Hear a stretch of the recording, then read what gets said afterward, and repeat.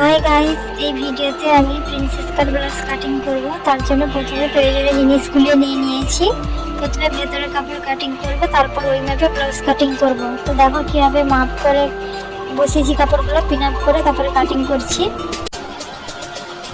তো তোমাদেরকে বলা হয়নি, এটা আমার ফার্স্ট ভিডিও।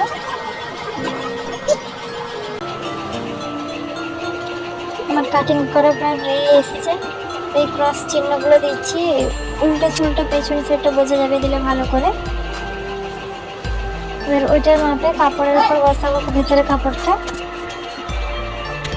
দেখো মেশিনে চলে এসছে এবার কাটিং করে। ব্লাউজের দুলটা বানিয়েছি, একটা যেভাবে বানিয়েছি দেখো ওইভাবে আর একটাও বানিয়ে নিয়েছি। এর ব্লাউজগুলো পিসগুলোকে জয়েন্ট করবো।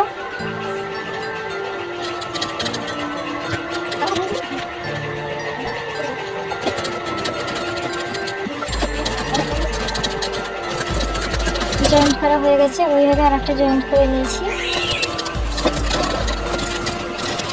তারপর ব্লাউজের সামনে একটা জয়েন্ট করছি, হয়ে এসছে।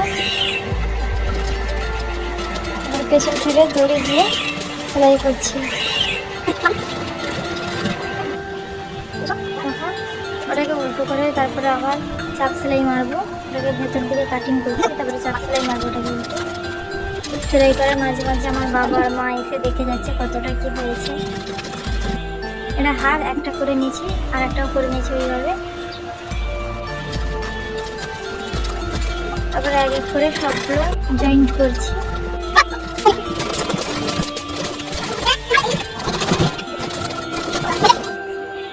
এই যে পুরোটাই কমপ্লিট হয়ে গেছে। তারপরে দড়ির ওই লটনগুলো করে নিয়েছি। তো ব্লাউজটা সিম্পলের উপর ছিল, যে বৌদিটা দিয়েছিল বলেছিল সিম্পলের উপর করতে, আর পেছনের লটকনটাও সিম্পলের উপর করতে বলেছিল।